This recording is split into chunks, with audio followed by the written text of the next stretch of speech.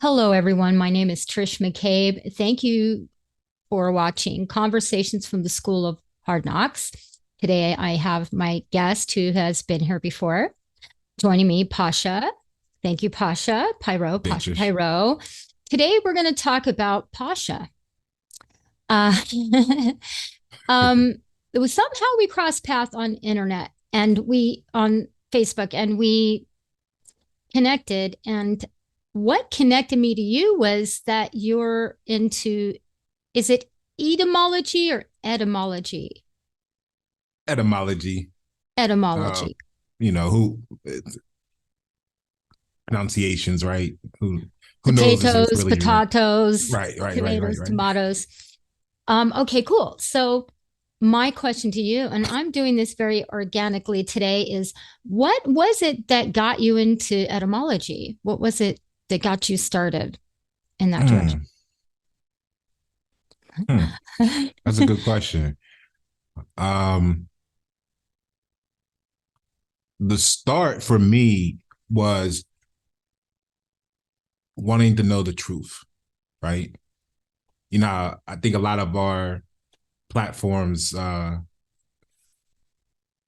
viewers, they have a thirst to want to know the truth. And for me, that's what started it. And then you get into the law of attraction, and if you're in that rabbit hole, you come to this fork in the road where your whole understanding of the law of attraction is going to be based around fundamentally what words really mean, not what we think they mean, but what they actually attract. So then that got me interested in that, and as far as sharing it with others, I um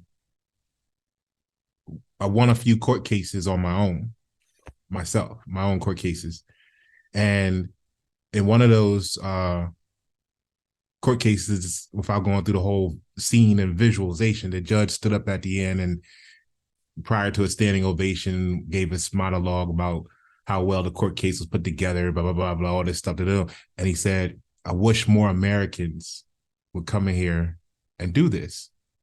Hmm. Yeah, and that motivated me to continue where a lot of people had turned their back on me from being like, oh no, you don't have to, you're not a driver, you're a traveler, and you're not this, you're that, and this is what the documents actually say for in the law books. We all been duped. And so the sharing it part to bring closure to the question, the answer is I felt like if people understood, or once people understood that the words we use every day mean something totally different than we thought, it'll help us better understand law, because Yeah, the those words meaning mean of something totally words. different too. Yeah. And how important it is to understand that because a lot of people use words, myself included. This is not judgment, this is all discernment. Use words not knowing they're not using them properly. I don't even know if that's right. Accurately, I guess. They think they're saying one thing and they're actually saying something else. And I that was again the thread that connected us, the importance of that. No, like our last podcast that we did, where we were talking about the authenticity versus being genuine. Mm-hmm. And I did not understand that. It took a couple of podcasts working with you to go, oh, there's a difference and it's important, like extremely important because Mm-hmm. it's you're going out there with a message and it's not, you're not putting the right message out there, not knowing it even was Right. why that was huge for me. But anyways, and that's where it comes back to you, and that and you've done the research on the meanings of words. You have your books that you draw from, and the history of words, which I think is just so fascinating. So with that being said, um, what is your objective moving forward with your etymology? Um, what do you hope to achieve as you continue to move in this direction of educating people on the meaning of words? Yeah. So Externally, um, again, it's just about the underpinning is empowerment. we I think we both share the purpose of empowering others. Now, the irony is we can't snap our fingers and all of a sudden they're empowered. They have to be willing to accept and see the value and utilize it, et cetera, et cetera, et cetera, when it's their time.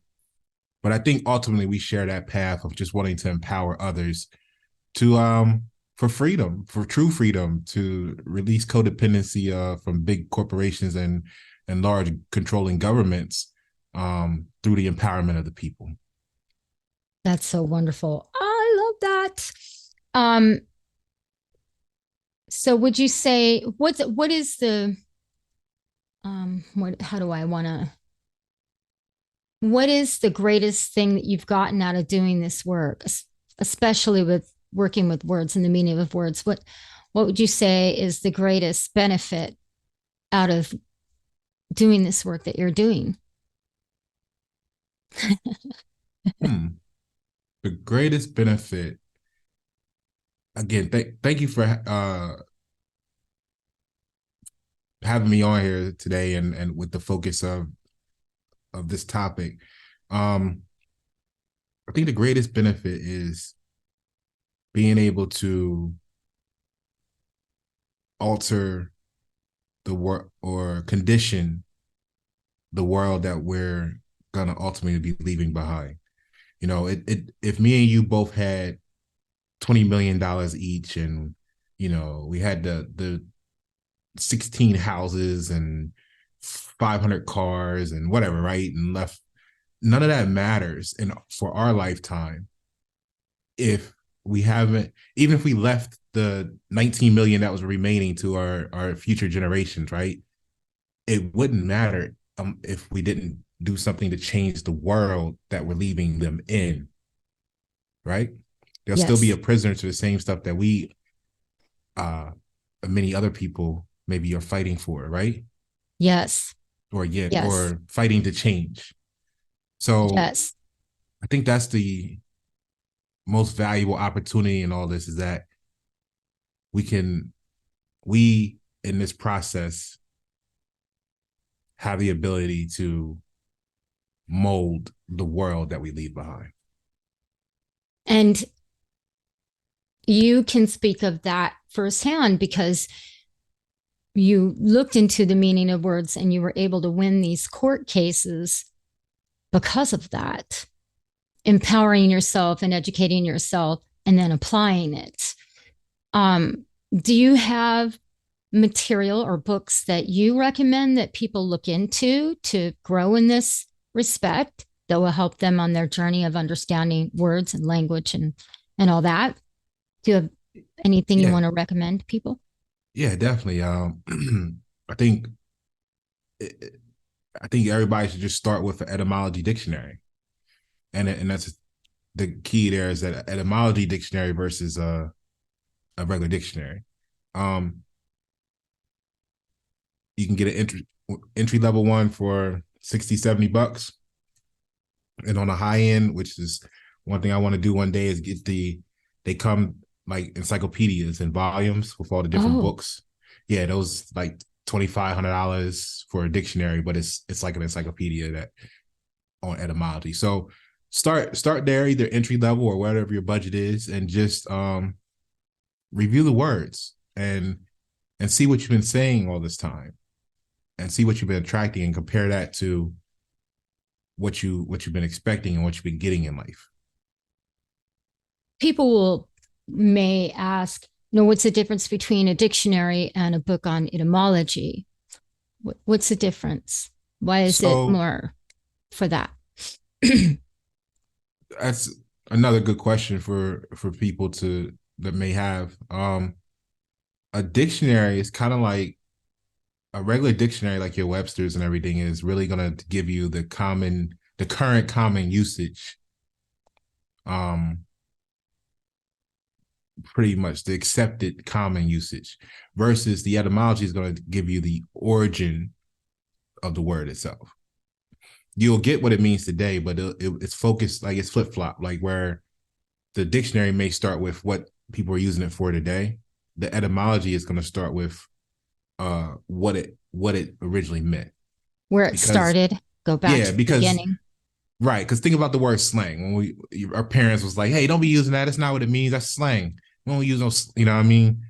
Well, everything that came after what the word originally meant technically is slang. So you have that energy built into it that it's supposed to be this, and just because it's the equivalent, if you're into numerology, it'd be the equivalent of saying 5 plus 5 is 10, right? Right. For how long? You see what I'm Right. saying? So it's like 50 years from now, people start saying 5 plus 5 is 12 because they think it's cooler, right? That doesn't make it Yes. true or right. Right. And you and I have said, and me personally, I just think this is so important because, again, we go back to if you're not using the word, you think it means something else, or if the meaning of a word isn't clear, it can cause a lot of miscommunication, a lot of misunderstandings, especially when you're in a public forum. If you don't really understand the depth and the meaning of a word, you can, it could just confuse things. True. It can, right? True. Can, And you asked for resources, so I'm not at a, got to give the legal disclosure, right? I'm not an attorney. This is entertainment purposes, and go right. be entertained and all that stuff. But for the law, they use as the authority Black's Law Dictionary. Bovier's is a good one. So any of those would definitely be accepted in any presentations you need to make. Make sure that your terminology is accurate when you're talking about any subject, right? Especially if you're in a public forum, because, and this is the importance of etymology. It really Mhm. is. Like I see, and you corrected me on the word authenticity. And I see people using words that don't have clarity around them. There's, like you said, they've been slanged and in different ways. And so you can put a word on the table, and five different people will be thinking you're saying Five something different things. different. And I really want to see us move away from that. I want clarity in our language when we speak to one another, because this is how chaos gets away from it, just gets really chaotic when there isn't clarity. Um, and so that's why I wanted to do this. Well, plus, because I think what you do is very, very important. And people need to really know who you are and why you're doing it. Thank you. And so I just think that's really important, which everything that I've said kind of spells it out. Um, so are you going to be continuing to work with etymology moving forward? I made an assumption earlier by saying that, but I imagine this is something Yeah. you'll continue to do. Yeah. Yeah. I think by default this is gonna be it's a fundamental tool in life. As far as clarity in the language, we got to know that the English language is equivocal, which actually means like ambiguity, like you're talking about. Yes. So that is where you get into like the witch's language and all that stuff. If you heard it referred to as the witch's language, because it's Yeah. set up with the intent to deceive or confuse Yes. for the purpose of that. So that goes into it. It's a combination of things. Like realistically, can we figure everybody's going to all of a sudden or want to be wordsmiths? I happen to enjoy it because I work with words in music, Yes. and lyrics. I was going to I bring that up. Perfect. know you too, right? So, but we can't assume that everybody's going to share that same passion. So ultimately, even if etymology is not on everybody's plate to palate, we still need to get to the core of what people are saying. And a lot of times people assume that they know what someone's saying or what they're Yes. saying themselves, and then they don't understand why there's disconnects in the communication because they haven't. Hey, Trish, what did you mean when you said A, B, C, and D? Instead of just assuming. And yeah, right. And sometimes people are embarrassed to ask. They don't know the meaning of a word. They'll be embarrassed and just kind of go along. Um, I myself, I've taken it upon myself, especially over the last 5 years, to make sure I try to make sure that I do understand the actual meaning of words. But that's an ongoing thing, but it is so important with what we're talking about. I say, folks, if you want to enhance your communication with others, this is really important direction to go in. Even if you think you know the meaning of a word, like what happened to me, you could be wrong. Uh, and and communities use words in different ways, so get you can think you're fine. Everyone else is using it this way, but and that's what happened with the word authenticity. So many people in my community were using it in a certain way, and wow, that was really eye-opening to learn. Mhm. Oh, okay, this is kind of really important, especially with a word like authenticity and genuineness and the distinction between the two. Um, which is another reason why I'm doing this, to kind of follow up the last one that we did, to illustrate the importance of understanding the meaning of words, obviously, and to talk about how you got into this. And I just felt like that's really important for people to know who you are. You're in so many of my podcasts, and I just really admire what you're doing, and I'm very thankful to be a part of it. So I didn't want to turn this into a long thing. I just really wanted whatever you're comfortable talking about on this is what is most important to me, and just asking questions that came to my mind. Is there anything else you want to express on this topic that you think is really important, that you think people need to know?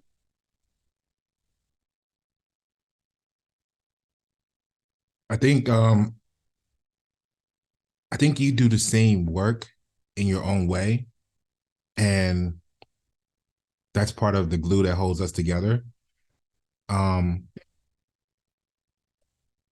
what it simply is you got to look at the letters as the word as an equation, and the letters as like the numbers, basically, right?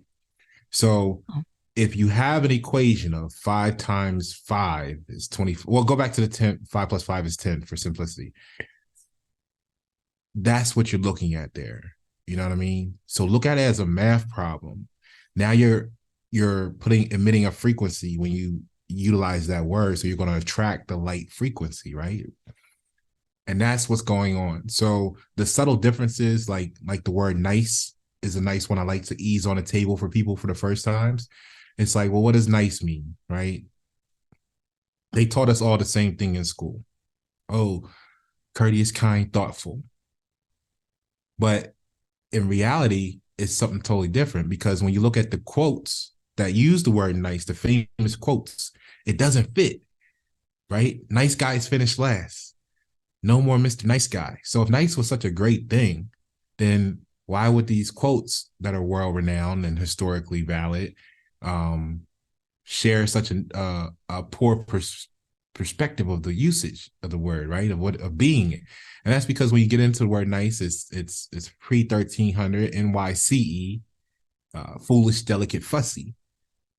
So when you see that, now those phrases make sense. Nice guys finish last. Yeah, foolish, delicate, fussy guys finish last. No more Mr. Nice Guy. Yeah, okay. So the guys don't want to be foolish, delicate, and fussy no more. Now it makes sense where it wouldn't before. oh, see, I love that.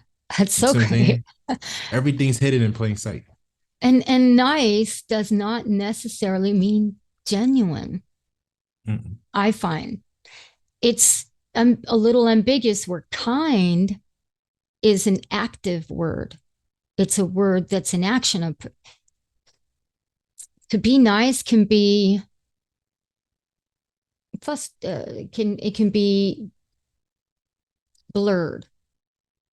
It can it's ambiguous, kind of. And kind, kindness is plain as it's clear as, if that makes any sense. it's more clear to me what is happening than the word nice.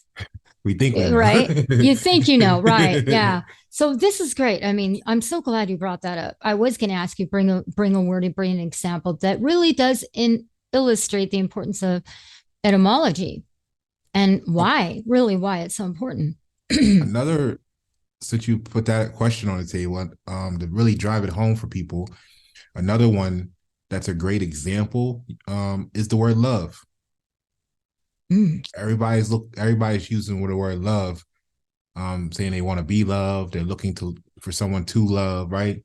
So all of this usage centered around the word being a verb, when in reality the word love is a noun. It's Proto-Germanic Lubo with the two dots, lubo, which means a Mm. totally different grade, because the Wow. number line, right?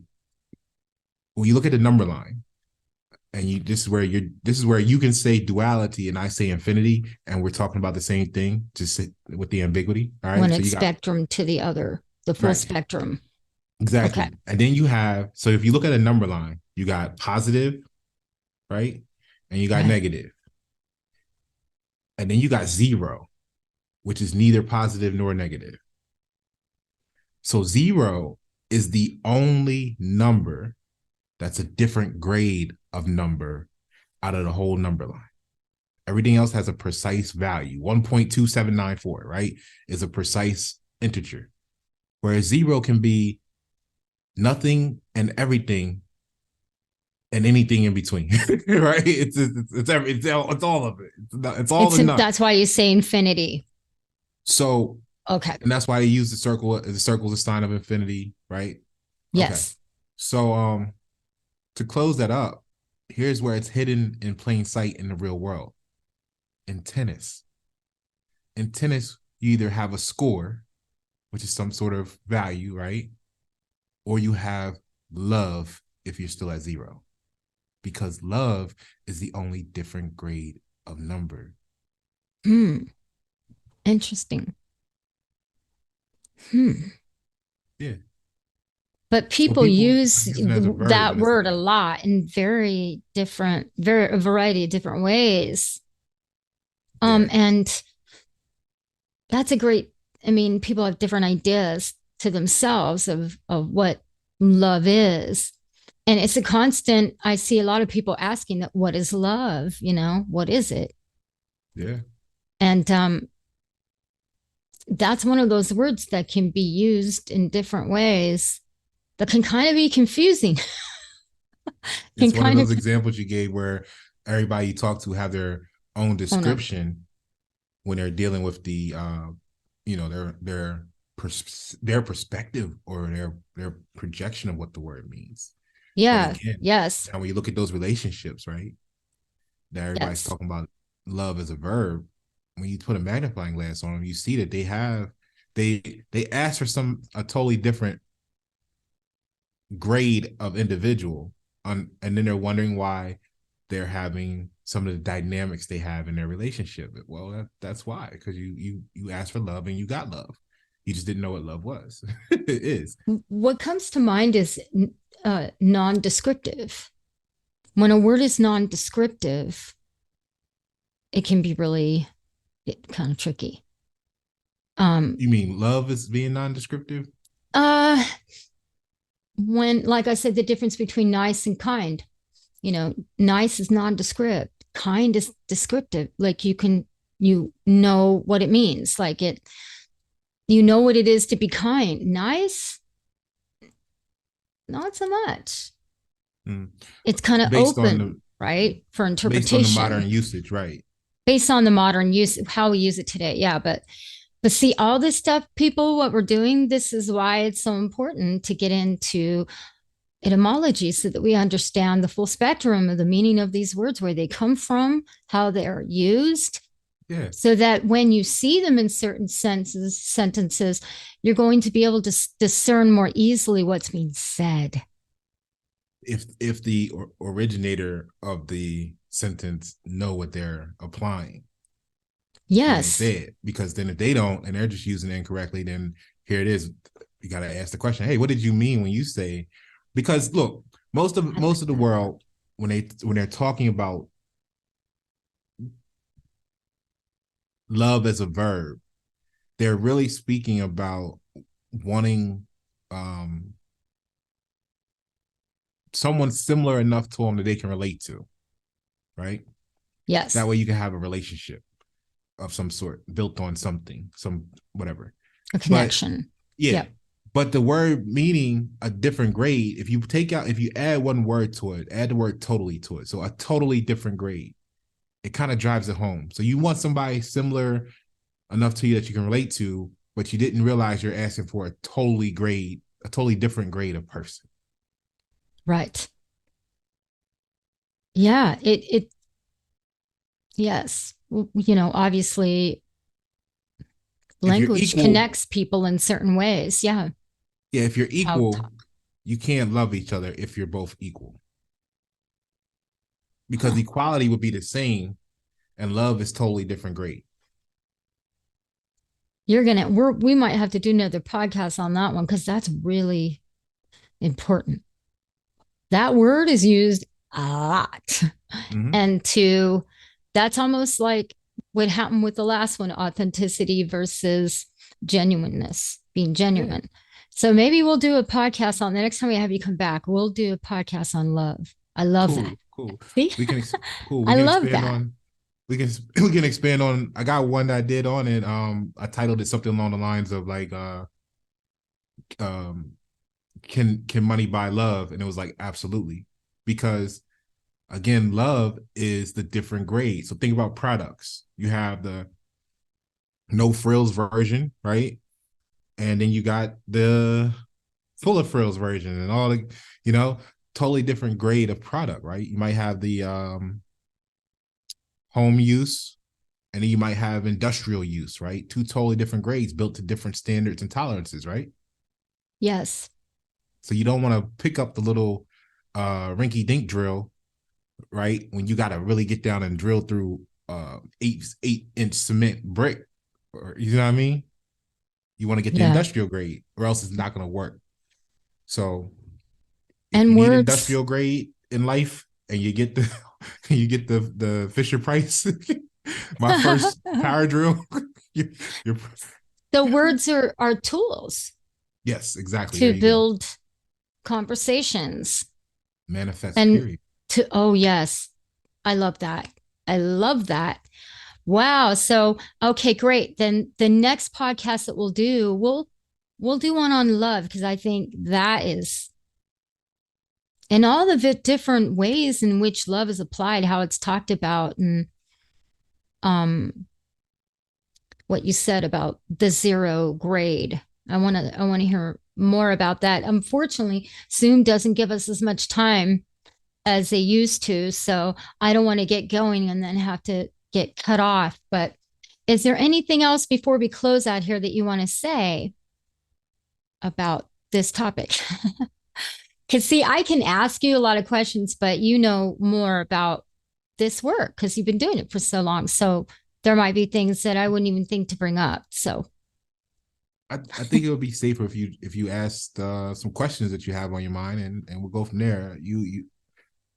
A lot of people are going to be thinking the same thing, so yeah, just understanding my whole objective is first of all for people to get to know you, who you are, and this work that you're doing and the importance of it.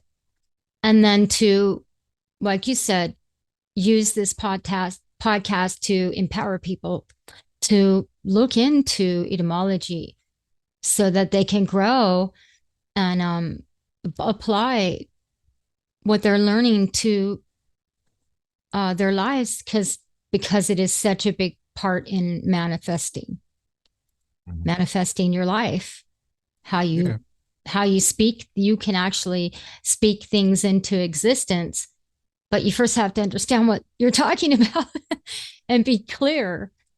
uh Or somebody that does understand will have programmed the community to um, be misusing the words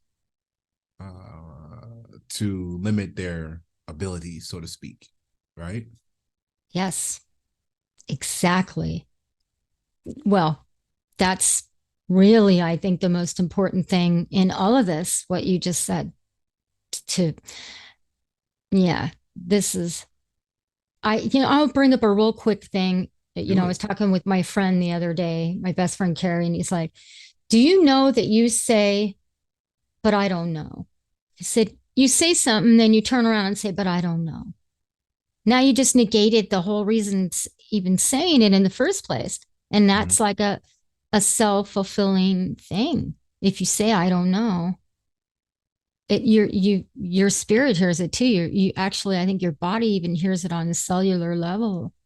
So do you see that as negative, or I mean, or let's say a negative I see thing, it as a or hindrance. a hindrance? So here's the thing about everything, right? Just like statistics, it can be used to prove anything, right? Same statistic. So I'll give you an example. Being able to say I don't know is also empowering. Because if Oh, I tell you, if a person says they know that it's A or B, then they have set themselves up that if it's any other, let's say, letter of the alphabet, right, as is the result, then they won't have considered that, whether it's in preparation, or how it's going to affect them emotionally. If it's something like, think about a great example of this is the world flat or round? And people be like, oh, what's wrong with you? What do you mean is the world flat around, the earth flat around? Of course, they told us in kindergarten, yeah, some stranger, we went to some strange room when we were 5 years old with some strange person that told us the world was round. Like 5 minutes after our mother told us don't speak to the strangers and dropped us off at this strange place. And they told us the world was ball, that's and we never funny. questioned it since then. Now, I'm not saying it is or isn't either one. I'm just saying in reality, we don't know. Most of us on this level, right? Unless you work at Anti-government NASA or clearances, whatever, right? right? I You know what I mean, mean? Yeah, you do we have to don't really take their know. word for it, right? And then we walk around Oh, in life, thinking our we whole know. life, thinking we know, and assuming everything based on something that we don't know. And that parallels exactly to the wordplay. Yes. Yes. I love that. It's like there are times when you would say, I don't know, and it's you're being honest, you're being genuine. You're saying, I don't know the answer to that. Right. So now But if you and say that in that's the one beginning, element of using that phrase, I don't know. The other thing that also is you could be self-fulfilling prophecy, saying you don't know something when you do. But to say that, and that's what he's saying. He's like, you're you're saying what you're saying with conviction, and then after you say it, you say, I don't know. He's like, you're actually undoing. Why would you do that? Say something that's so important to you that you feel strongly about, and then pull back and say, but I'm wrong in so many words. And I didn't realize I was doing that. And that's where the manifestation part comes in, how you say it and why you say it is also really important. What is your objective in saying it? And we don't always know that because it's words are coming at us all day long and we can get lost in that. That's why the slowing down and doing what we're doing and dissecting these words and how they can be used differently in different phrases to illustrate something different than maybe even what you initially were attempting to do and all those variables in language and expressing yourself. So yeah, I would love to do another one. I think love is a good one, and even if you could think of a couple other words that are used a lot, like authenticity, and it's it's created a lot of confusion where it has, demonstrating the point where it has created a lot of confusion. And love is a great word for that, like authenticity. yeah, So love is probably why the divorce rate is so high too. but that's good. but I like yeah, that. yeah, because you're going into something with the expectation. So now think about like the Expectations. I don't know clause, right? It's not actually, it's empowering because let's say, going back to that example with the flat around earth, right? So the people that live their whole life saying, no, it's a ball and we go around the sun and that's what they told us. And you're wrong if you think anything different, right? That whole energy, right? Those will be the people that commit suicide 5 and 10 minutes after they come out and say the the aliens have landed and they said the world is really flat and they're not from outer space. They're from this other continent past that Antarctica ice wall, right? that we didn't know about or they didn't tell us about. Those would be the people that commit suicide because they why? Because they don't have it's going to be such a shock for them because they never conditioned themselves for the possibility. So when you can sit down and say, you know what, I don't know if it's round or flat. When I look at this data over here, it supports that it could be round. But when I look at this data over here, it supports that it could be flat. Or when you get into mythology, right? You can go into some mythology stuff with antiquity and say, oh, wow, they're talking about this and they're talking about, you know, these people came down in spaceships. Okay, well, you know what? I don't need to decide if it's true or not, if it's the only truth or not. I just need to know that this is what they were talking about. So now if I add that into the bucket, right? Um, you were prepared for whatever the potential outcome is because you know you've accepted the potential for it to be a reality. You see what I'm saying? there could be truth in it. Right. And then Mm-hmm. what'll happen is you may have studied some other things that if this rabbit hole is true, then you go down that rabbit hole. So now when they come out and make the announcement, this is an urgent announcement. All United States citizens, we need you to know we've been holding this from you. This is the truth here. It is. You'll be like, oh, okay, so that's what it is. So then that means that this, that, I can scratch this off and that because you've already prepared yourself for as much of the potential possibility as possible. You won't be one of the ones jumping off the bridge because they said the earth is flat and you've been thinking it was a ball the whole time.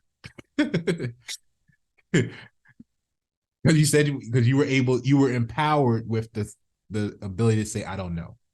So yes, I don't know.